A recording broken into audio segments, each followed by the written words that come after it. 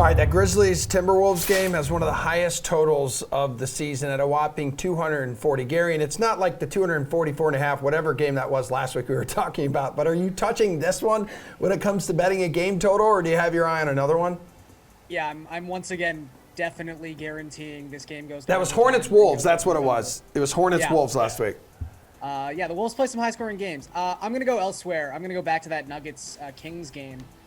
The Nuggets have kind of changed their identity. At least they were in the process of changing their identity before the All-Star break. It'll be interesting to see how that actually plays out tonight.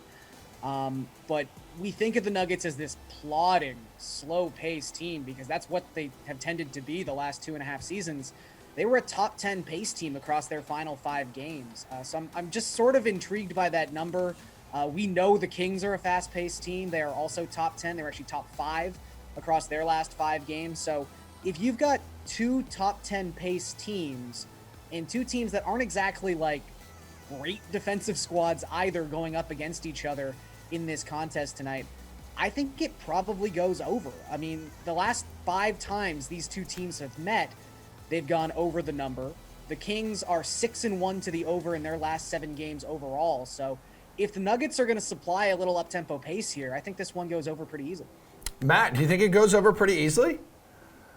I don't know. I mean, it's a high number. You were a coward last week with 244.5, bud. It covered by 1 point. It doesn't matter. It covered. In overtime. In overtime, 1 point. I'm looking at an under on a different game. We got that news that Darius Garland and Karis LeVert are out for the Cavs, and the total only dropped from 210.5 to 208.5.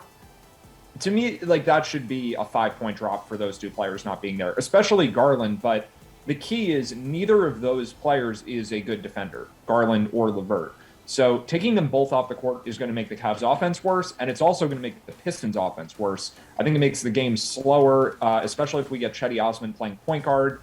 Brandon Goodwin is probably the best defensive point guard on the Cavs.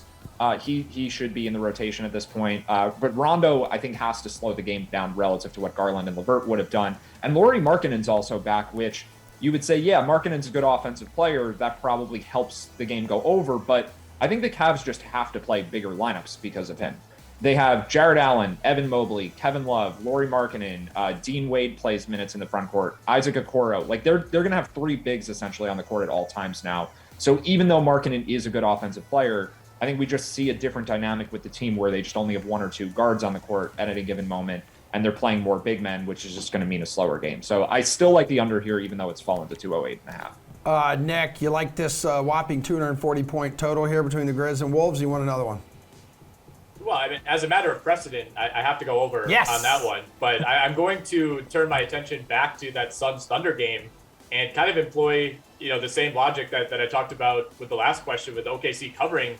I think this game goes under 218.5, and it's because I just think there's going to be a short-term adjustment period for Phoenix playing without Chris Paul. I mean, it's a massive, massive adjustment for especially how many minutes he was playing over the last few weeks. Like early in the season, the Suns were blowing everybody out. Chris Paul was playing like 28 to 30 minutes a lot of nights, not playing late into the fourth quarter. But, during this latest, I think, 8-game winning streak heading into the break, and even before that, he was routinely in the 35 to 40-minute range, which for Chris Paul is not something we've seen in recent years. So, that's just a ton of production to replace. We already talked about Campaign not being there. I think there's going to be some initial funkiness with that Phoenix offense. And OKC, yeah, you get SGA back. That's great. Still the worst offense in the league coming out of the break, I should say. They are a top 10 defense. Obviously, the Suns, one of the best defenses in the league. OKC has gone under in 57% of its games this season. There's just a lot to me, I think, pointing toward the under on a number that's probably a couple points too high at 218.5.